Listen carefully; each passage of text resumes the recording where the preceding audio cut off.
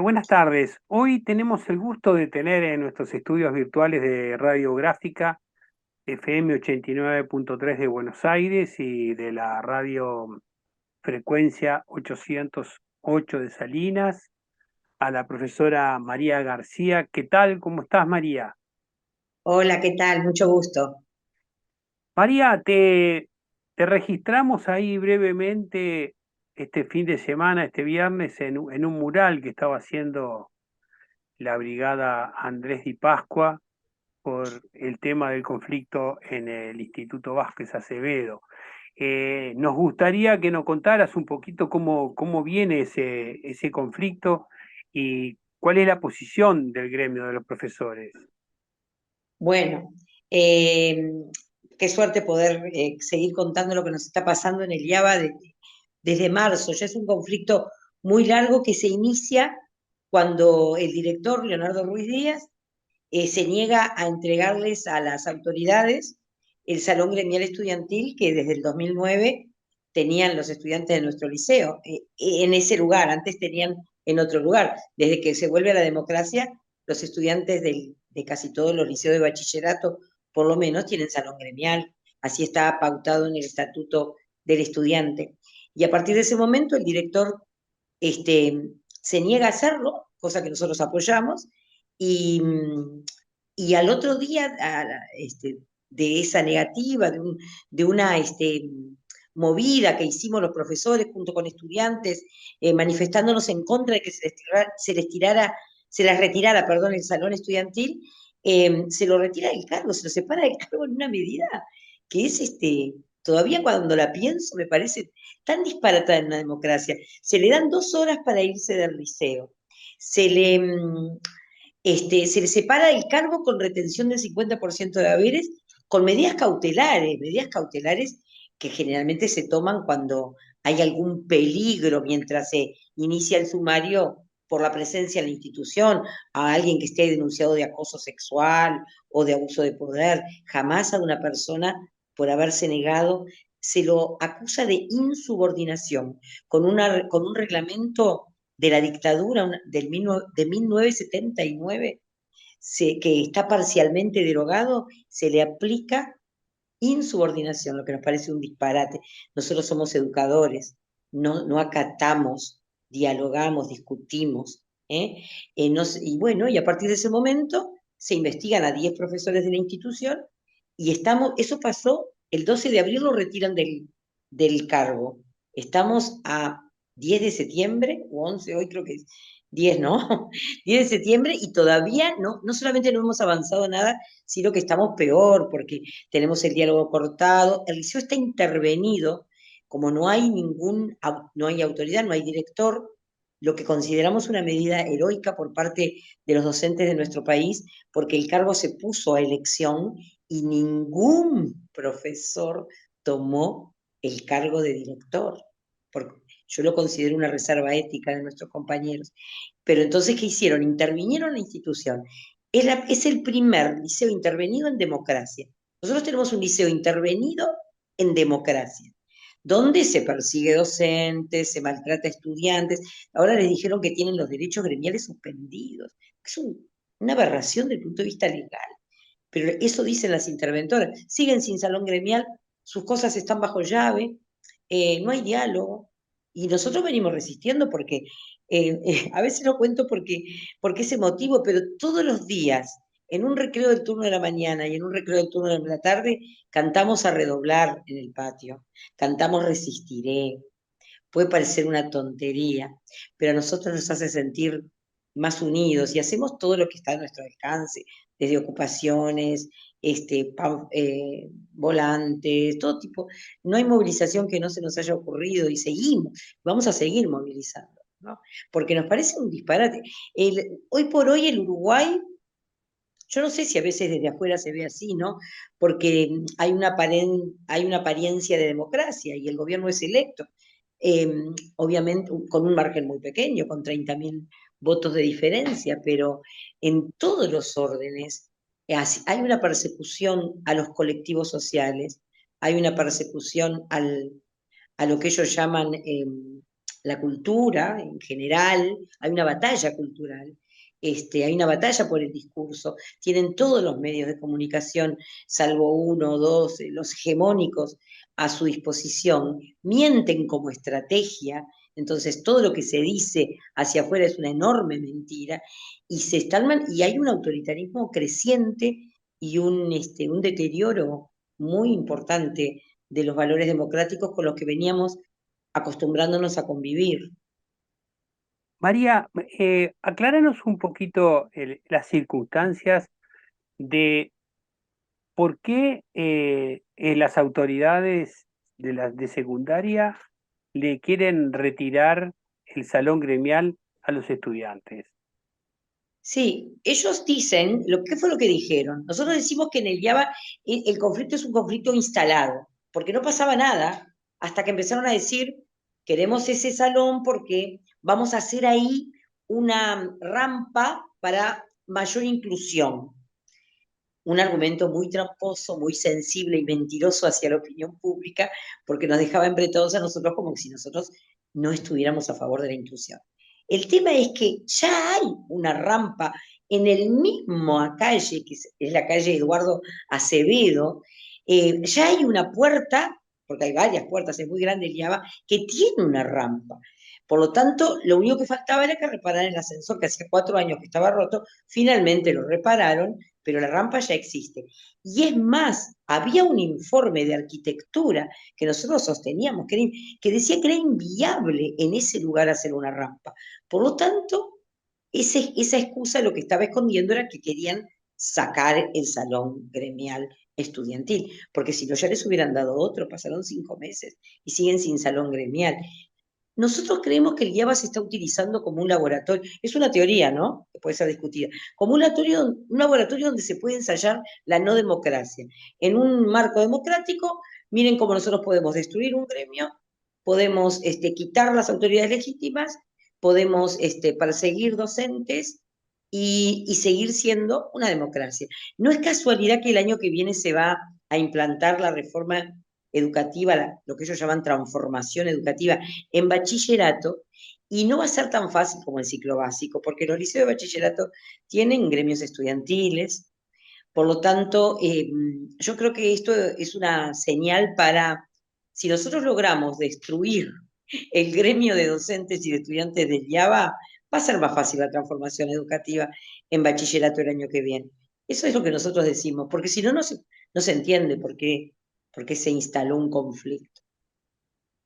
María, ¿cuántos alumnos tiene el IABA? ¿Cuántos docentes trabajan allí y en qué son 3 turnos? Son 3 turnos, el nocturno tiene cierta distancia sabemos un poco lo que pasa, pero no nos relacionamos tanto. Pero entre los 3 turnos son 1.000 y pico de estudiantes, 1.000 y pico de estudiantes, más de 1.500. ¿Y docentes? Y docentes seremos 200 y algo en total, en los 3 turnos, entre los 3 turnos. ¿Cuál es? Mencionabas recién que habría también persecución hacia los docentes y habría algunos sancionados. ¿Me podés dar el detalle de qué es con quiénes y por qué? Mira, el día que se fue el director, no se fue, perdón, lo sacaron, se fue llorando el director, un director que dialoga, un director joven, que tampoco era que tuviera tanta experiencia sindical, simplemente estaba agremiado. El día que se fue el director, nosotros instantáneamente ocupamos. En esa ocupación, eh, cuando termina la ocupación, las inspectoras que estaban adentro de la institución acusan a los docentes, yo soy una de ellas, de haberlas retenido en contra de su voluntad, que es un absurdo, y nos inician una investigación. Hay 10 profesores que somos sindicalizados, no es casualidad, que estamos siendo investigados. Por ahora no es un sumario, es una... A ver, ¿qué pasó? Es una investigación administrativa. Todavía no es un sumario, pero estamos siendo investigados. Pero además hay más formas de persecución. En estas medidas que te estamos diciendo, hay capaz que a la gente le cuesta entender, pero hay determinados documentos que tienen que hacerse diariamente en el liceo. Hay uno que se llama el parte diario.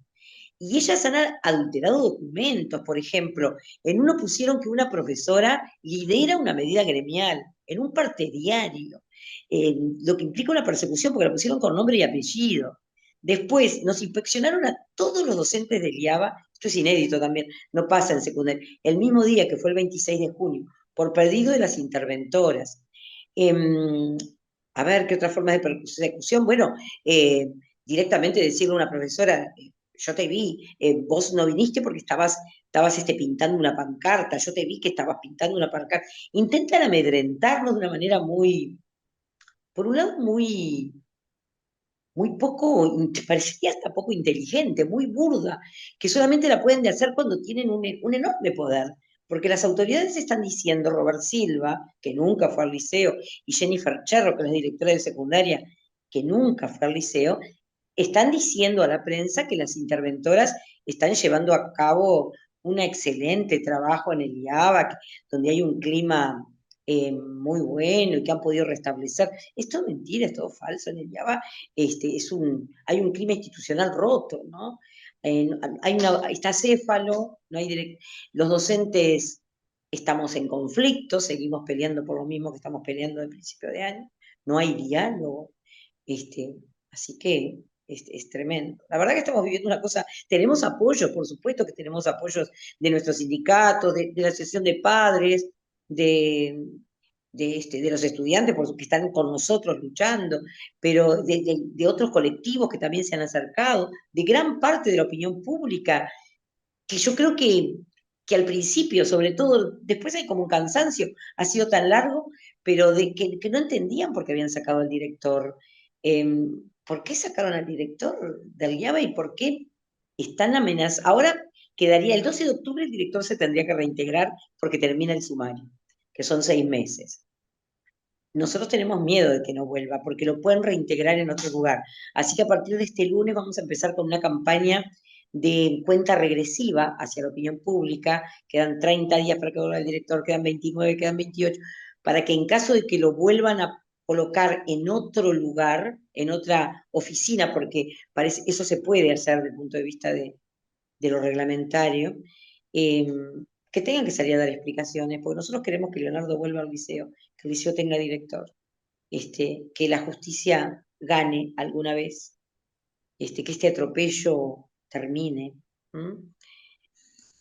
Este es el instituto más grande de enseñanza secundaria en Montevideo. Sin duda, el más histórico, tiene una mística, una mítica. El presidente Sanguinetti, en una época que creo que fue ahí, decía que era como la Sorbón cuando lo hizo. Fue el primer bachillerato. Se construyó incluso detrás de la Universidad de la República, porque eran justamente, después iban los que iban a ir a la universidad, los doctores, ¿no? Tiene toda esa mística que no deja de ser una mística, ¿no?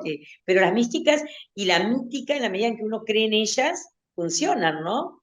Los mitos, y yo creo que por eso el IABA era un liceo hasta este año, pero incluso este año, un liceo donde todos querían ir, donde la gente decía que yo igual lo combato porque no creo, no me gusta establecer jerarquías entre los liceos de educación pública, pero sí, todo el mundo decía como que es el mejor liceo, como que el nivel era diferente, los resultados eran distintos.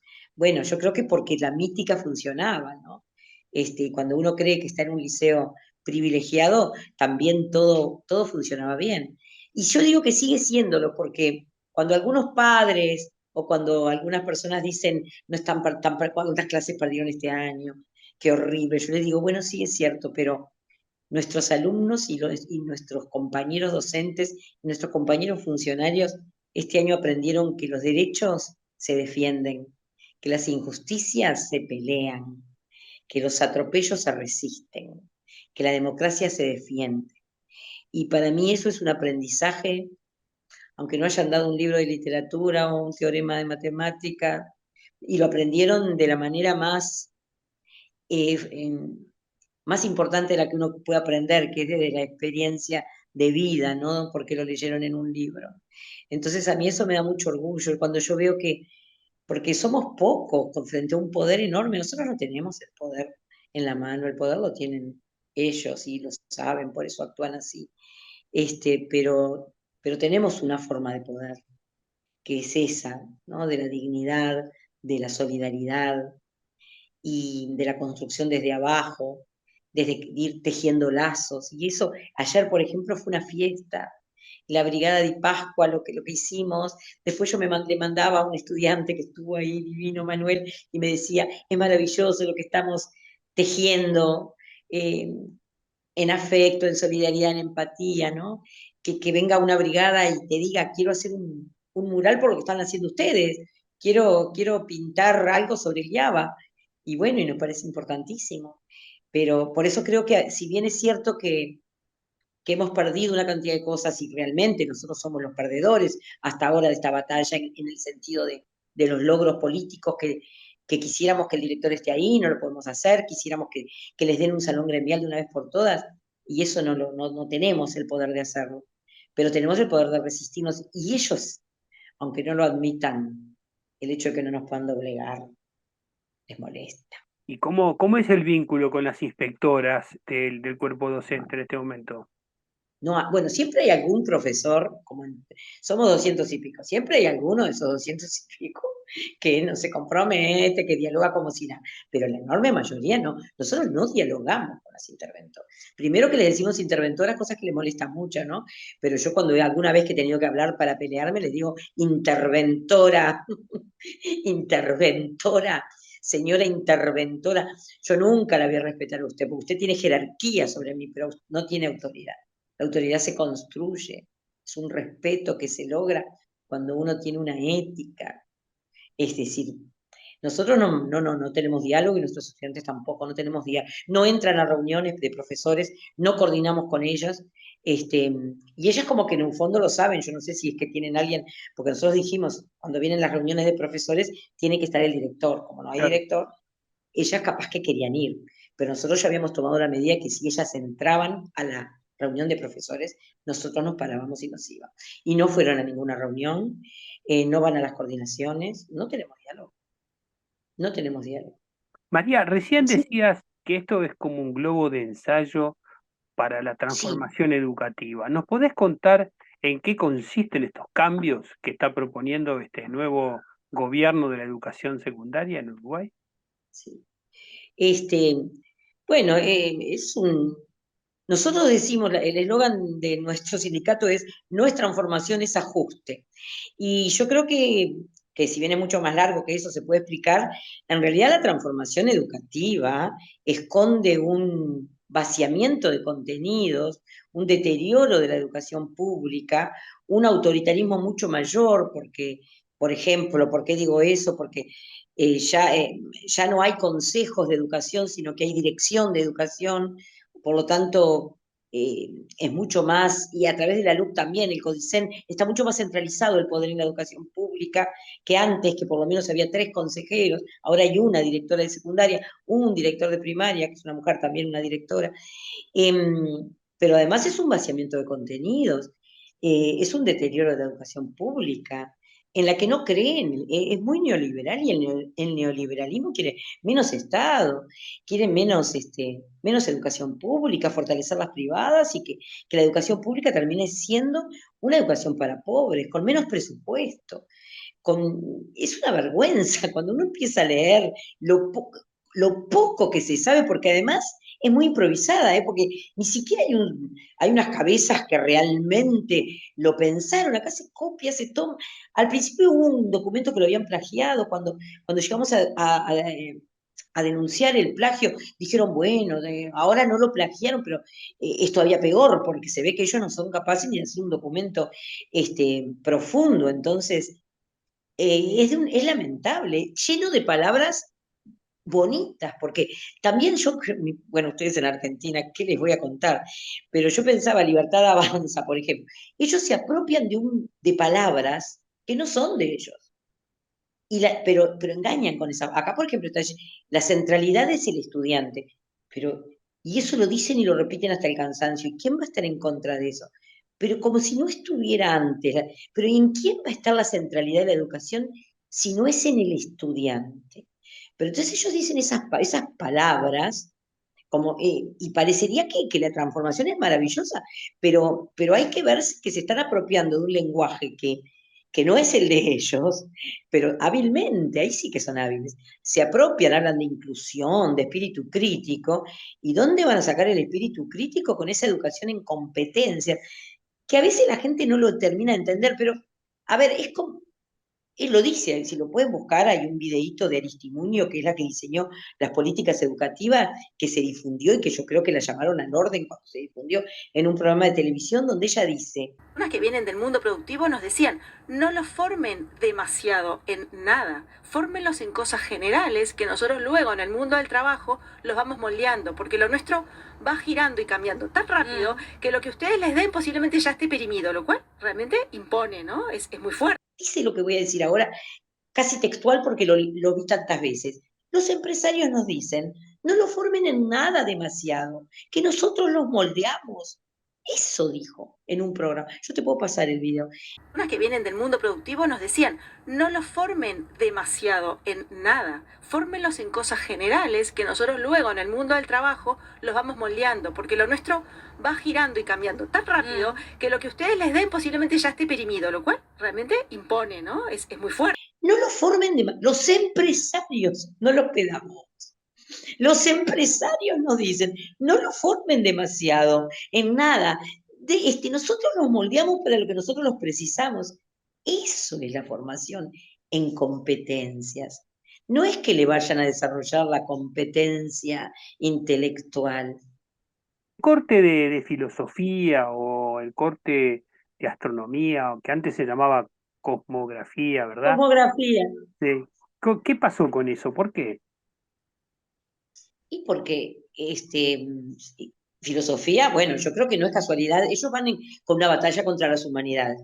En esa batalla contra las humanidades, porque las humanidades carecen de utilidad en ese mundo pragmático, útil, donde para qué vas a pensar en la filosofía y en la literatura si eso qué utilidad tiene. Bueno, pero lo que pasa es que uno forma para individuos políticos. Sí, quieren filosofía de sexto la sacaron. Sexto es el último año del bachillerato, ¿no? Segundo de preparatorio, como se decía. En la transformación educativa la sacaron. En quinto le sacaron horas también, y justamente creo que sacaron la parte argumentativa o ética, no es casualidad. Astronomía, uno puede decir, bueno, sí, obviamente no es humanidades astronomía, pero astronomía en un mundo que cada vez explora más hacia afuera de nuestro planeta, vamos, y con todo lo que hoy se sabe de física, lo relacionado que está esa asignatura, con todo lo que tiene que ver con vamos a sacar, es que ¿para qué les importa la astronomía? Hay que ver que estos planes vienen de la OCDE, del Banco Mundial, están financiados no es casualidad, y para América Latina los programas que proponen son estos. El vaciamiento de contenidos no solamente es astronomía y filosofía, también es casi todas, pero geografía, también la habían sacado, le sacaron una cantidad de horas, creo que desaparecía geografía del Uruguay, lo que es un absurdo, desaparecía. ¿Dónde vamos a estar en el mapa? No se sabe. Y, y iba a decir historia, que es otra materia, que no es casualidad, que también tenga tanto que ver con el pensamiento. ¿Cómo es que le llaman? Porque que les cambian el nombre, entonces no se sabe de qué se va a tratar, porque es el mundo de hoy, una cosa así, es todo un año de historia, el mundo de hoy. Pero el mundo de hoy puede ser banal lo que vos pones en ese contenido si no se aclara. ¿Y qué van a dar guerras mundiales o no van a dar guerras mundiales? ¿Qué es el mundo de hoy? A ver, no sé, emprendedurismo en lugar de economía. Ya sabemos lo que es el emprendedurismo. Primero que además, ¿quién va a dar, no? Porque ponen materias, pero no hay profesores. Ahora, si piensan que los de economía van a dar emprendedurismo, cuando hay economistas que son licenciados, que están dando clases de economía, emprendedurismo es el individualismo en la educación. Yo te enseño para que vos hacete una mini empresa individual, yo que sé, vende productos nuevos, cualquier cosa. Y yo te enseño para que no dependas de un trabajo, porque también esto va de la mano de flexibilización laboral, bueno, de una cantidad de cosas, de enseñanza a distancia, de semipresenciales. El profesor pasa a ser una especie casi de algo que se va como invisibilizando, ¿no? De una especie de mediador. Hay una palabra que usan, incluso que no, profesor robot, no sé exactamente qué es lo que quieren decir, pero, pero hay un desprestigio muy grande del docente y de la educación y hay una batalla cultural que viene de hace tiempo, ¿eh? La educación se la culpa a la educación de los resultados. Es cierto que Uruguay no tiene buenos resultados de egreso del bachillerato, pero también es cierto que, por ejemplo, yo que tengo 62 años, cuando iba mucha menos gente al bachillerato. Y las reformas que hicieron los gobiernos progresistas hicieron que muchísima más gente ingresara al bachillerato. Y toda esa gente que ingresó al bachillerato, que es buenísimo que haya ingresado, nosotros vivimos en un país que todavía tiene unos índices de desigualdad muy importantes. Entonces quedan rezagados, es verdad, pero no se solucionan en la educación. Hay problemas de la educación que son problemas de la desigualdad, que son problemas, a esa gente primero tiene que comer, tiene que vivir en una condición digna, tiene que tener una vivienda, acceso a la salud, y después va a funcionar bien en la educación, seguramente porque además ese estudio ya está hecho por los quintiles, en qué quintiles es donde hay mayor rezago. Y son en los quintiles de sectores socioeconómicos muy empobrecidos. Pero ¿a quiénes se culpa? A los docentes, que ellos quieren resultados como en Corea, las pruebas PISA, todos esos sistemas estandarizados que no sirven para nada y que se comparan países que no tienen nada que ver entre sí, ¿no? María, ¿tú sos docente de qué materia? De literatura. ¿Y allí qué afecta? ¿Qué Bueno, recortes hay? todavía no se sabe, porque todavía no se sabe mucho de muchas cosas, porque además se hizo a espaldas de nosotros, que ese es otro tema. No se puede hacer una reforma a espaldas de los docentes. Ellos dicen que consultaron a todo el mundo, es mentira. Hicieron unas encuestas, en vez de consultar, como ellos quieren quebrar colectivos, hicieron encuestas telefónicas donde vos podías meterte, telefónicas no por online. Bueno, es decir, consultaban personas individuales en vez de escuchar qué dicen las ATD, qué dicen los sindicatos docentes, qué dicen las asociaciones de padres, qué dicen los gremios estudiantiles. No le No, no, consultaron. no, no para nada, para nada. Y las ATD sí, nosotros en las ATD que nos traen el día anterior de una ¿Qué ATD, es ATD? bajan un documento. Son asambleas técnico-docentes, que esas son consultivas, no son resolutivas. Y en esas ATD ha salido mayoritariamente el rechazo, mayoritariamente no, unánimemente el rechazo a la transformación educativa impulsada por el gobierno. Pero en literatura no, todavía no se sabe muy bien, aunque dice algo así como, ¿qué dice? Porque como les cambiaron el nombre, dicen ahí, pensamiento, no me acuerdo cómo le quisieron poner, no quiero decir un disparate. No, todavía no se sabe nada de literatura, porque como la relacionan con lengua, no se animan a sacar lengua, entonces lengua y literatura por ahí quedaría. María García, te agradezco muchísimo este rato juntos y habernos Bueno, aclarado un poco este panorama tan desalentador para el Uruguay, ¿verdad? la historia sigue, eso es la única esperanza, y que las cosas que se hacen mal, ojalá se puedan resistir y reparar en un futuro, ¿no? Para eso Se trabajamos. podrá revertir esto? Bueno, yo pienso que sí, que nosotros tenemos elecciones el año que viene, y yo creo que hay que apostar y hay que pelear en el eventual triunfo del gobierno del Frente Amplio. Yo creo que va a haber que trabajar, ya se hizo con la reforma Rama cuando ganó el Frente Amplio, se fue bastante para atrás en una cantidad de cosas. Yo creo que va a haber que presionar y ahí vamos, otra vez los colectivos vamos a tener que presionar para que realmente reviertan. Yo le iría para atrás totalmente, pero por lo menos que reviertan en todo lo que es lo más terrible, la participación, el vaciamiento de contenido. Yo creo que sí que se va a poder. Yo creo que sí. María, muchísimas gracias. Gracias a vos.